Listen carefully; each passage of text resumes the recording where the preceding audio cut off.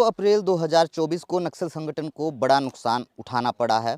इसी दिन बस्तर पुलिस ने नक्सलियों के 13 लड़ाकों को मार गिराया है। इस वक्त मैं घटना स्थल में हूँ। किस तरह से इस पूरे एनकाउंटर को, इस पूरी मुठभेड़ को जवानों ने अंजाम दिया है, बताऊंगा आज की इस रिपोर्ट में। नमस्कार, मैं मुकेश चंद्राकर हूं और आप बस्तर जंक्शन देखना शुरू कर चुके हैं। बस्तर जंक्शन में आज उस मुठभेड़ की कहानी लेकर मैं आया हूं, जिस मुठभेड़ में 13 माओवादियों को मार गिराया गया है, जिसमें बस्तर पुलिस को अब तक की सबसे बड़ी कामयाबी हाथ लगी है। 1 अप्रैल को बीजापुर पुलिस को ये जानकारी मिलती है कि गंगालूर थाना क्षेत्र के कोरचोली नेंड्रा के जंगलों में पापा राव, जो कि बड़े नक्सल लीडर हैं, डीवीसीएम हैं, डिविजनल कमांडर हैं, अपनी टीम के साथ कोरचोली के इन्हीं जंगलों में एक बैठक को अंजाम देने के फिराक में हैं। इसी इंटेलिजेंस हिंट के आधार पर अलग अलग कैंप, अलग अलग थानों से, ऐसे समझिएगा, चेरामंगी, बासागुड़ा, मुदवेंडी, गंगालूर, पालनार, चेरपाल और बीजापुर से सीआरपीएफ, कोबरा, डीआरजी, एसटीएफ के साथ ही महिला कमांडो के करीब 1500 जवानों की एक टुकड़ी इस इलाके में पहुंचती है। यहाँ से करीब आधे किलोमीटर की दूरी पे एक पहाड़ है। पहाड़ के दूसरे तरफ पे उस वक्त माओवादी आराम कर रहे थे। जवान 1 अप्रैल की शाम ऑपरेशन पे इस इलाके में आते हैं। चारों तरफ से इस इलाके को घेर लेते हैं। करीब 6-7 किलोमीटर की दूरी से पूरी तरह से घेर लेते हैं। 1 इंच जगह भी नहीं छोड़ा जाता है। मैं इस वजह से इस चीज़ को पूरे दावे के साथ कह रहा हूं, क्योंकि मैंने जवानों के ऑपरेशन प्लान को देखा है कि किस तरह से नक्सलियों को घेरा था जवानों ने। अब जिस जगह पे माओवादी आराम कर रहे थे, उस जगह से पुलिस की रणनीति को ऐसे समझिएगा, केवल एक ही एम्बुश नहीं बनाया गया था, बल्कि पूरे चारों तरफ से 2 एम्बुश बनाए गए थे कि नक्सली किसी भी तरह से भाग खड़े ना हों, बच ना पाएं। इस लिहाज से इस पूरे ऑपरेशन को प्लान किया गया। 2 अप्रैल 2024 को सुबह करीब 4:25 पे जवानों और नक्सलियों के बीच एनकाउंटर शुरू होता है। करीब 8 घंटे तक ये एनकाउंटर चलता रहता है। 2 अप्रैल की सुबह ही खबर निकल कर आती है कि 4 माओवादियों को जवानों ने मार गिराया है। इसके साथ ही कोरचोली और नेंड्रा के जंगलों में पुलिस और माओवादियों के बीच बड़ा एनकाउंटर चल रहा है। शाम ढलते ढलते खबर लगती है कि 10 माओवादी मारे गए हैं। दूसरे दिन सुबह ये कन्फर्म हो जाता है कि 3 महिला माओवादी समेत 13 माओवादी मारे गए हैं। आज सुबह तक मारे गए 5 माओवादियों की शिनाख्त हो चुकी है। मारे गए 5 माओवादी पीएलजीए प्लाटून नंबर 2 के सदस्य बताए जा रहे हैं। अब जिस तरीके से एनकाउंटर हुआ है, करीब 4 से 5 किलोमीटर की दूरी तक ये एनकाउंटर चलता रहा है। उसके पीछे वजह है, जिस जगह, जिस पहाड़ का मैं जिक्र कर रहा था, जो यहाँ से करीब आधे किलोमीटर की दूरी पे है, वहाँ से जैसे ही फायरिंग शुरू हुई, नक्सली फायर करते हुए भाग खड़े हुए बचने के लिए, मगर चारों तरफ से जवानों ने उन्हें घेर रखा था। तो इस पूरे इलाके में फायरिंग चलती रही। इस जगह मैं क्यों हूँ? जब सारे इलाके में एनकाउंटर चल रहा है, मैं सुबह से घूम रहा था, इस जगह पहुंचा, ग्रामीणों से पूछा कि भाई कोई निशान दिखा दीजिए, कुछ तो दिखा दीजिए हमें, जिस आधार पे हम कहानी बता सकें कि किस तरह से ये एनकाउंटर इतना भयावह रहा और पुलिस को इतनी बड़ी कामयाबी कैसे हाथ लगी। यहाँ जब मैं पहुँचा तो ग्रामीणों ने मुझे बताया कि ये जो गड्ढानुमा इलाका है, पेड़ के जड़ से जो बना हुआ है, यहाँ पे एक नक्सली छुपा बैठा था और जवान आप पहुँचते हैं, यहाँ फायर करते हैं और फायर करने के बाद गोलियों के निशान भी आपको पेड़ में नज़र आ रहे हैं। इसके साथ खून का ये धब्बा भी संभवतः आपको नज़र आएगा। इस जगह भी एक माओवादी को जवानों ने मार गिराया है, जैसी जानकारी ग्रामीण हमें दे रहे हैं। इसी जगह पर अभी जब मैं बात करते आ ही रहा था, तो यहाँ हमें बुलेट के 3 ये खाली खोखे भी मिले हैं, जो ये बताने के लिए काफ़ी हैं। ये केवल 3 खोखे मिले हैं। हालांकि 2 अप्रैल को गोलियों की तड़तड़ाहट से पूरा जंगल गूंज उठा था। बीजीएल सेल के धमाकों से पूरा जंगल गूंज उठा था और जितने भी खाली सेल रहे वो पूरे इलाके में फैले होंगे, लेकिन हमें यहाँ पे केवल 3 बुलेट के ये खोखे मिले हैं। अब आपको बता दें कि माओवादियों का टीसीओसी का महीना चल रहा है। टीसीओसी मैंने अपने पिछले रिपोर्ट में भी इस बात की जानकारी दी थी कि टीसीओसी क्या है। टीसीओसी मेरे जो नए दर्शक हैं उनके लिए बता दूं, टैक्टिकल काउंटर ऑफेंसिव कैंपेन होता है, माओवादी चलाते हैं मार्च अंत से लेकर मई तक।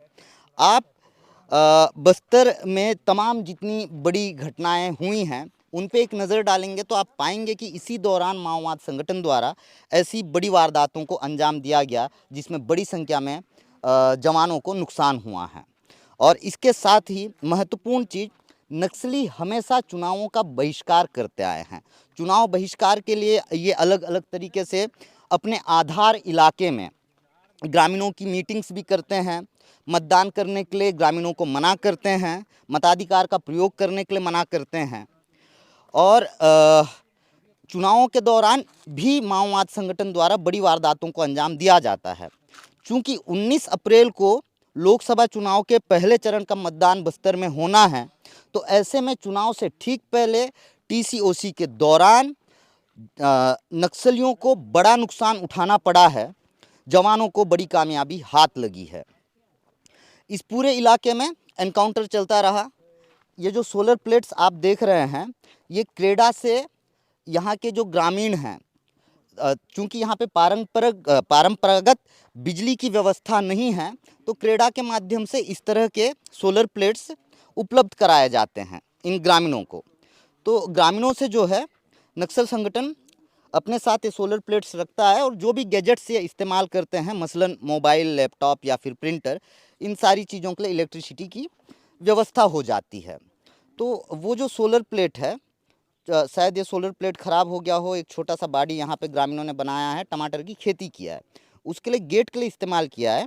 और जहाँ तक ये जो छोटा सा छेद आपको नज़र आ रहा हो, बहुत संभावना है कि फायरिंग के दौरान एक बुलेट आकर इस सोलर प्लेट में भी लगी होगी। और जब इस इलाके में जवान पहुंचते हैं तो ग्रामीण घर और गांव छोड़कर जंगल या पहाड़ों की तरफ भाग जाते हैं। और चूंकि मुठभेड़ हुआ तो कई ग्रामीण इस इलाके से भाग खड़े हुए। अभी ग्रामीण हमें इस बात की जानकारी दे रहे थे कि अभी भी कई ग्रामीण लापता हैं, वो कहाँ हैं नहीं पता इन्हें। और साथ ही ग्रामीण हमें ये भी जानकारी दे रहे हैं कि एनकाउंटर के बाद कुछ ग्रामीणों को पुलिस अपनी हिरासत में ले रखी है। अब इसमें कितनी सच्चाई है नहीं पता, क्योंकि पुलिस ने इस संबंध में किसी भी तरह की जानकारी हमें अब तक तो नहीं दी है। तो ये जो पूरा इलाका है ये वॉर जोन है। वॉर जोन होने के साथ माओवादियों के लिए बेहद महफूज ठिकाना है। चारों तरफ पहाड़ियों की श्रृंखला है। सरकार इस इलाके में नहीं पहुंच पाई है, सरकार की योजनाएं इस इलाके में नहीं पहुंच पाई हैं। नक्सली यहाँ पे अपनी समानांतर सरकार चलाते हैं। चूँकि रोड कनेक्टिविटी नहीं है, जब सड़क नहीं होगी तो जाहिर सी बात है सड़क के बिना किसी भी तरह के विकास की कल्पना करना भी बेमानी सा लगता है। तो सड़क निर्माण कार्य करवाना सबसे बड़ी प्राथमिकता है, और सड़क नहीं है, इस वजह से भी इस इलाके को माओवादियों ने हमेशा अपने लिए सुरक्षित पनाहगाह बना रखा था। और माओवादियों के आधार इलाके में घुसकर टीसीओसी के दौरान चुनाव से ठीक पहले जवानों ने नक्सलियों को करारा जवाब दिया है। पिछले एक सप्ताह की बात करें तो केवल बीजापुर जिले में ही अब तक 19 माओवादियों को जवानों ने ढेर किया है। आपको बता दें कि चीपुर भट्टी में जो एनकाउंटर हुआ जिसमें 6 माओवादी मारे गए, और उसके बाद कोरचोली के जंगलों में जो मुठभेड़ हुई 2 अप्रैल को 13 माओवादी मारे गए। इस एनकाउंटर से नक्सल संगठन को कितना बड़ा झटका लगा उसको आप ऐसे समझिएगा।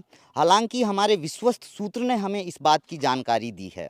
अब इस खबर में कितनी सच्चाई है मुझे नहीं पता, लेकिन नक्सल संगठन को इतना बड़ा झटका लगा है कि नक्सलियों के 2 डीवीसीएम सहित 9 एरिया कमेटी मेंबर सरेंडर करने के लिए तेलंगाना की तरफ कूच किए हुए हैं। अब जब सरेंडर होंगे तभी कुछ पता चल पाएगा, लेकिन नक्सलियों के कई सदस्य इस एनकाउंटर के बाद घबराए हुए हैं। केवल ये एनकाउंटर ही वजह नहीं है, इसके पीछे एक और वजह है। जवानों द्वारा, सरकार द्वारा लगातार नक्सलियों के आधार इलाके में सुरक्षा बल के नए कैंप स्थापित किए जा रहे हैं, जिसकी वजह से नक्सलियों का जो आधार इलाका है वो सिकुड़ता जा रहा है।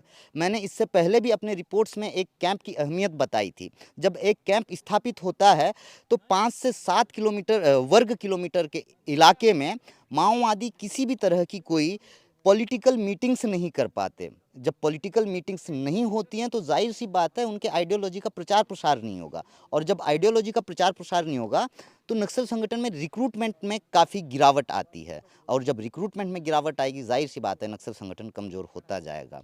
सरकार धीरे धीरे कैंप स्थापित करके उनके इलाके में गिरावट तो ला ही रही है, उसके साथ रिक्रूटमेंट में भी काफ़ी गिरावट आ रही है। कैंप स्थापित होने के साथ माओवादियों का जो सप्लाई चैन है ये भी काफ़ी हद तक ध्वस्त हो चला है। ऐसे में जंगलों में नक्सलियों को सर्वाइव करने के लिए भी काफ़ी जद्दोजहद करना पड़ रहा है। सूबे में सत्ता परिवर्तन के बाद से हम ये देख रहे हैं कि सरकार नक्सल उन्मूलन के लिए काफ़ी आक्रामक नज़र आ रही है। इसी आक्रामकता का परिणाम है कि इस तरह से नक्सलियों को बड़ा नुकसान उठाना पड़ रहा है। हालांकि केवल और केवल नक्सलियों को ही इसका नुकसान उठाना पड़ रहा है ऐसा नहीं है, आम नागरिक भी मारे जा रहे हैं। क्रॉस फायरिंग की चपेट में आकर 6 माह की मासूम बच्ची की मौत हो चुकी है। इसके अलावा अलग अलग एनकाउंटर्स में अब तक कई निर्दोष आदिवासी मारे जा चुके हैं। पिछले 3 महीने की बात करें तो माओवाद संगठन द्वारा हाल में एक प्रेस नोट जारी कर ये जानकारी दी गई कि पिछले 3 महीने में पुलिस की गोली से 15 निर्दोष आदिवासियों की हत्या हो चुकी है, मौत हो चुकी है। वहीं पुलिस ने प्रेस नोट जारी कर एक जानकारी साझा की है कि नक्सलियों ने पिछले 3 महीने में अब तक 7 आदिवासियों की निर्मम हत्या कर दी है। अब पुलिस और नक्सलियों के आंकड़ों को हम जोड़ते हैं तो हम पाते हैं कि करीब 22 निर्दोष ग्रामीणों की मौत हो चुकी है। सरकार की इस आक्रामकता का ये दूसरा परिणाम भी है, ये दूसरा पहलू भी है जिस पे गौर करने की बेहद ज़रूरत है।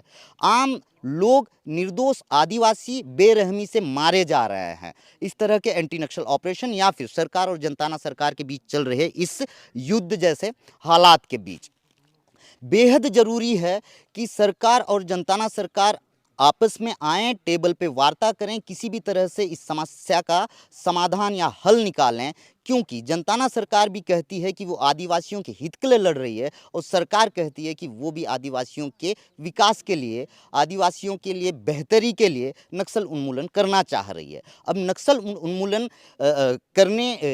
करते हुए कईयों बार पुलिस की गोली से निर्दोष आदिवासी मारे जा रहे हैं। वहीं नक्सल संगठन द्वारा निर्दोष आदिवासियों की हत्या कर उन पर पुलिस का मुखबिर होने का आरोप लगाया जा रहा है।